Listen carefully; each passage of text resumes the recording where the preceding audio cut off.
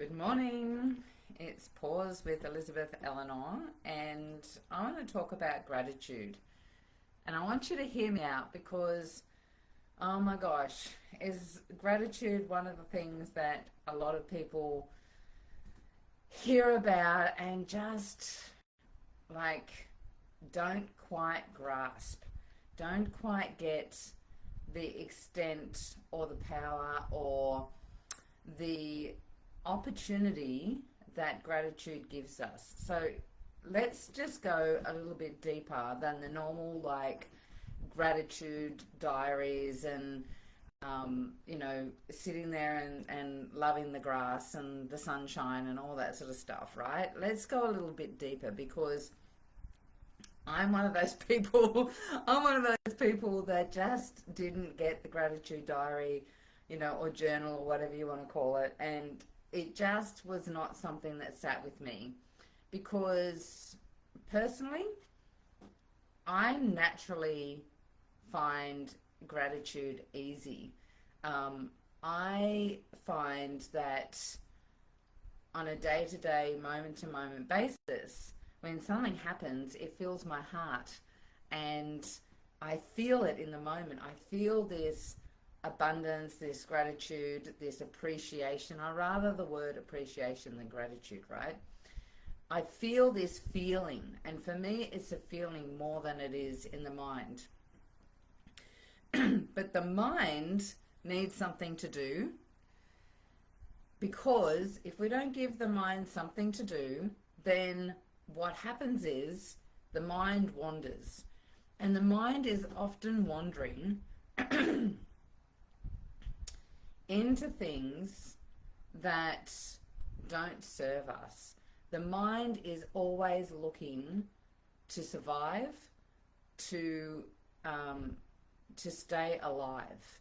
And so it will be in the past, it will be in the future, and the mind is very rarely in the present. What happens is we have a moment where something happens, or we're surveying, right? We're constantly observing our environment and our life, and the mind is there. Its whole function is to discuss internally whether this is something that we are going to survive, right? We're going to even feel comfortable with, and which is a strange thing because the mind will go into things that was from the past, and even if it wasn't uncomfortable, if we survived it, it would prefer that. It would prefer to feel like a victim. It would prefer to feel self-loathing. It would prefer a self-sabotage than it would something that it doesn't know. And so it goes into those things, and when you're allowing the mind to constantly go, thinking about what happened in the past, mulling over what's going to happen in the future, and just allowing it to be wild, because that's what it's doing, is being wild, you haven't got the opportunity to stop, to pause, and to feel. And when we give that opportunity, if we take that moment to be in the present, then we are in a different space. Now we've dropped out of the mind, we're into the heart, we're into the feeling body, and in that place there's a few things that can happen. It can be from the mind, where we're dropping in and we're feeling fear, or we're feeling anxiety, or we're feeling concern or worry or whatever, name an emotion, and we can go into the space of appreciation, right? But it takes a little bit of practice. If your mind has wandered and is wild out there in the wild oats, right, and out there in the fields and just being allowed to do whatever it wants to, it's not disciplined, and it will constantly choose lower vibrational frequencies because generally we have been raised in lower vibrational frequencies. I mean, our society is, the influence of the world is a lower vibrational frequency. So it takes the moment to acknowledge and become self-aware of how we're feeling about a certain thing, right? How we're feeling about somebody else that's in our reality, right? And when we can pause and feel our feelings, we then have the opportunity to work with our higher mind, our higher awareness, our superconscious, our higher self, right? Our intuition, give it a name, whatever you want to call it. We have the ability to access that, and that part of us has such a wider scope of experience. We can tap into more expansive, higher frequency, potential opportunities, all of those things. Higher emotions, right?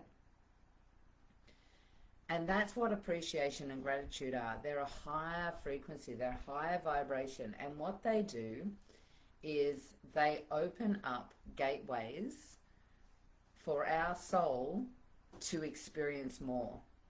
Because when we are in those lower frequencies of fear, doubt, worry, concern, victimhood, all of those things, we shut ourselves off. We close ourselves off to accessing the emotions that give us more abundance. Our whole energetic field closes in and becomes more in the survival mode, more reptilian, more, the caveman sort of reptilian survival energy of our lower mind. And we cannot access more, receive more, right? Because we're isolated. And when we go into those higher experiences, when we pause, when we consciously make a decision to access that higher processing and awareness and choose a better feeling thought, a higher frequency, now we're opening up our chakras. Now we're opening up our heart chakra, our third eye. Now we are expanding and we are becoming more as one with everything. And it takes a little bit of practice to do this if you haven't done it before. So this is what the gratitude journal, all of these exercises and practices that people talk about is a simple method to go into that space of opening up. Because when we're closing, we're external, we're internal, we're thinking about ourselves, everything's going, clock, and looking, and, hyper vigilant and all of those things. We're in fight, flight, fawn and freeze, whatever one is the one that you naturally go to. And we are separate. When you start appreciating things, when you start recognizing, hey Roseanne, when you start recognizing all of the things that you can appreciate in your life and feel gratitude for, that starts melting away. And here's the kicker.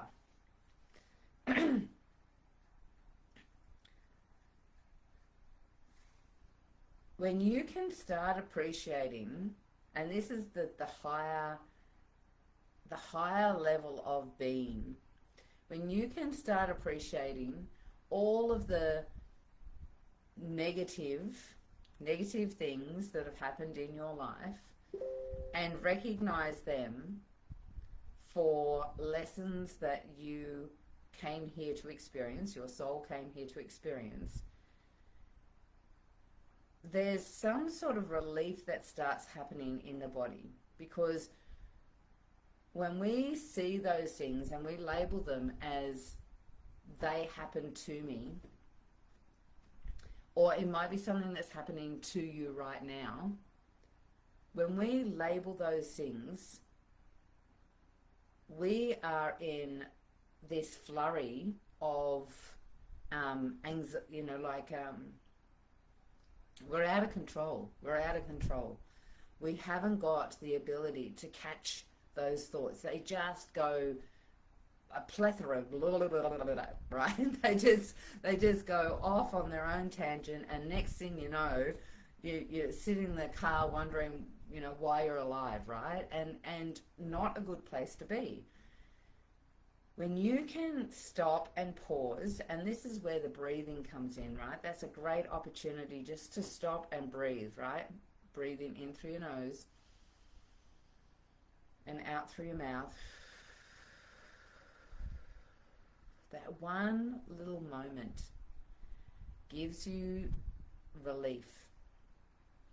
And when you can find relief, now you've got something to work with. When you can go into relief, it gives that opening in your mind to start considering other things. Considering that these things aren't happening to you, they're happening for you. That things that happened in your life prior, your childhood, your adulthood, like all the things that have happened. And I'm sure that you can, your mind will pick up some things as I'm talking. Those things, when you can recognize that they happened for a reason and that they're there to guide you to your higher perspective, that's when you can start moving into appreciating even the things that upset you, even the things that you felt uncomfortable about, even the things that scared the crap out of you. When you can look back, you can see. And I'll give you an example, because I've just had an experience of this. I grew up, my biggest sabotage used to be, my biggest sabotage belief, right? The thing that used to be the hiatus, if that's the right word, of my existence was that I felt like I didn't belong. And I could give you story after story after story after story after story after story of why that is the case. Because as soon as you have a belief, what goes on is that belief starts being an experience, because something you believe is what you start experiencing in your life, right? We're powerful beings, right?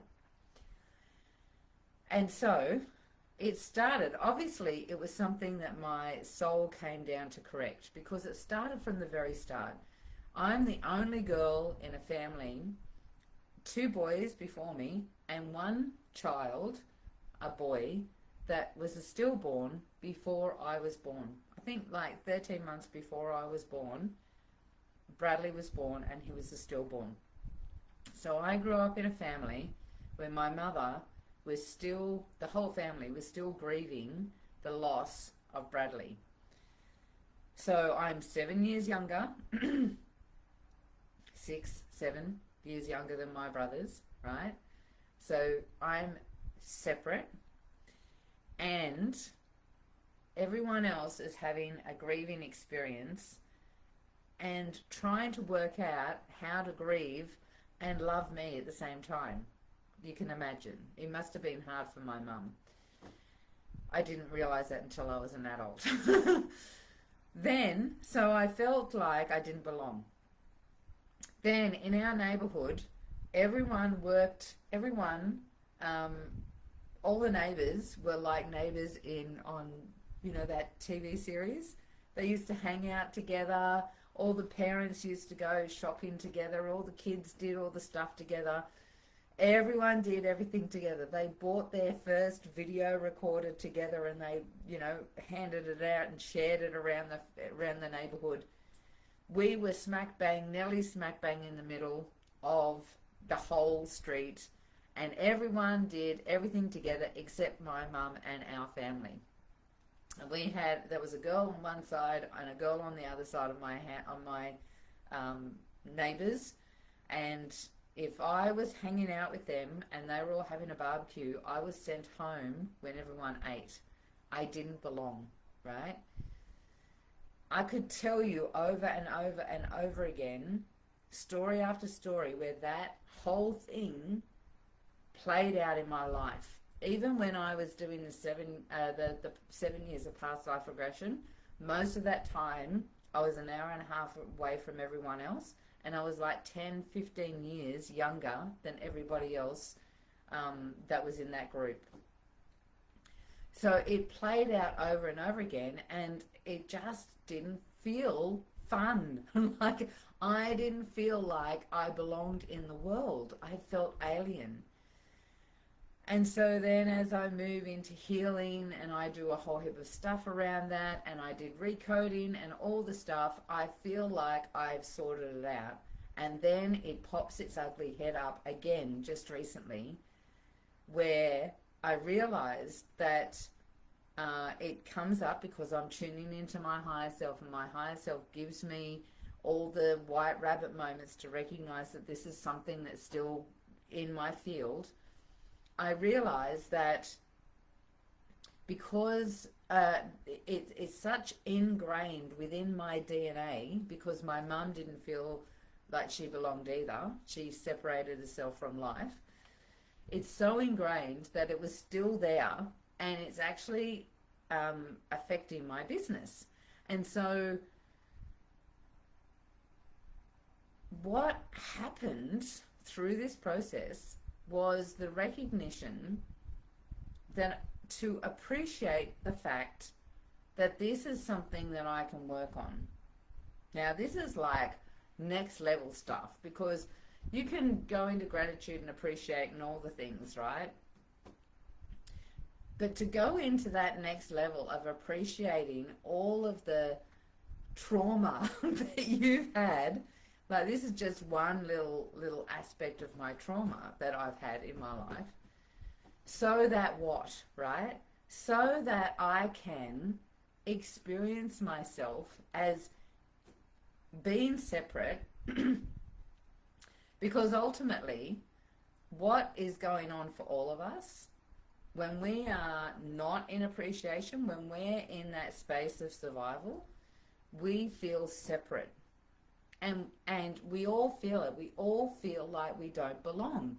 When I recognize that we all feel like we don't belong, and it's not unique to me, it is something that we all feel, it gave me that next layer and level. And then I was able to recognize that the reason we all feel like we don't belong is because we are all separate. Because that one source that came to chose to experience itself, and to, the Big Bang, every single biblical text, historical text of the origins of us have some form of, the consciousness chose to expand and to experience itself. And through that experience, all these particles, these little souls, were created all in the one moment. And we are all a different perspective, experiencing ourselves as oneness. So of course we're not going to feel whole while we're feeling separate, because and feeling like we don't belong, because we haven't, when we're feeling little and we're in our lower mind and in our identity, we feel separate because we're not attached to the wholeness, to the oneness that we actually are part of. So things happen to us so that we can experience ourselves in the opposite, in the new aspect, in a new creative way. And that's when gratitude comes in, because when we can be grateful for all of the idiosyncrasies we've got, all of the sabotage beliefs, all of the past, present, and future moments that we're having, that's when we open ourselves up to exploring more of ourselves, more abundance. And abundance is just really the flow on of being part of this beautiful experience that this oneness is experiencing. We are part of that. So when you open yourself up to the awareness and appreciation of what's happening, what has happened, what can happen, and you come from a place of taking ownership of this is the way it is, and what am I going to do about it, because only I can, because it's only my thoughts, it's only my feelings, it's only my way of being that's creating this experience. All of the things that look like it's experiencing it outside are just a representation of how I'm feeling internally. When you can be in that space, that's when things shift. That's when the world becomes a bigger, brighter, more expansive opportunity, and all of your potential comes into play, right? That's when the so that what?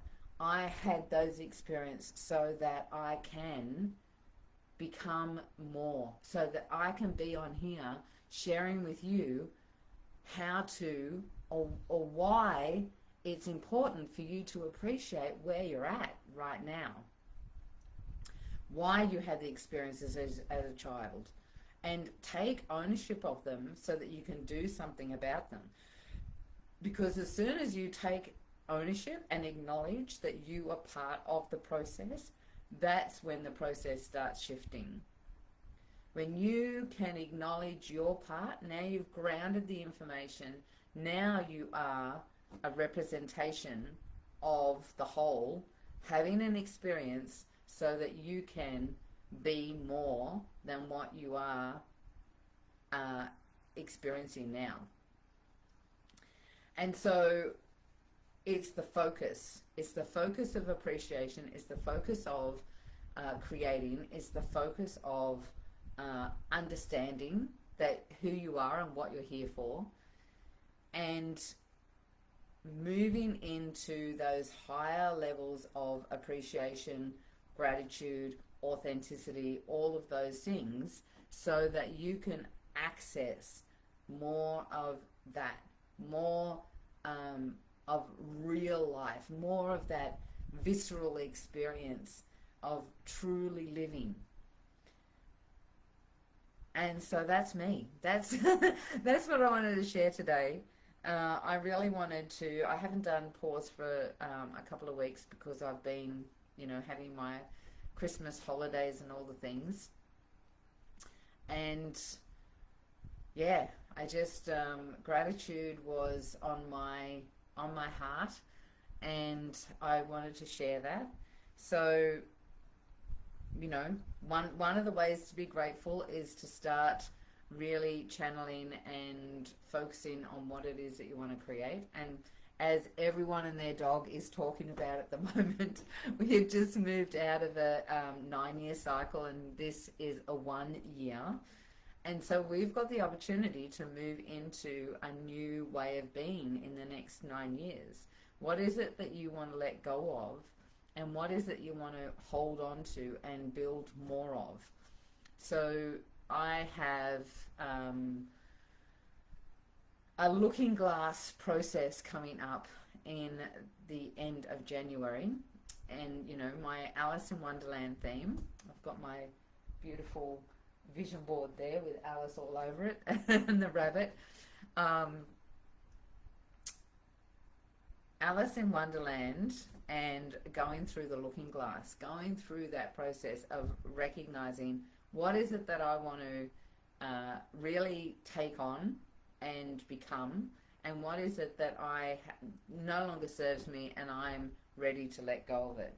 So we're going to be doing a few, you know, taking it into a bit of a deep dive, looking at 9 years, not just this year, looking at this next 9 years, and breaking it down so that we've got a bit of a structure. However, it's also that we can bring masculine and feminine together so that within that structure, it's not rigid, it's not goal friggin' setting, it's actually sitting in the vibration of our creative spirit, and then using that creative spirit to have a container that we can then move towards what it is that we want to create. And we've got to focus. So we're going to reverse engineer the 9 years and move it into a place where it's something that is just generally in our field of what it is that we want to create in the next 9 years. So it's not goal setting. It's not, you know, it's not about being rigid. It's all about feeling what our focus, what our soul wants to experience. And now we've got something that can anchor us in to the next 9 years and be in our feminine flow with it. So if you're interested, everyone should be interested, because 9 years, man, is going to go so quick, and we've got some crazy things happening in the world. I hear in the pipeline, the grapevines, all talking about all sorts of crazy experiences that we're going to have in the next 9 years.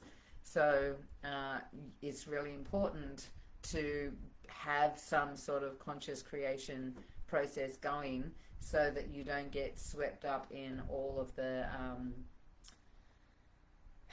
cyclone that could possibly happen, that you've got an anchor point. So, looking glass. Throw into the comments looking glass, and I will catch you next week. See ya.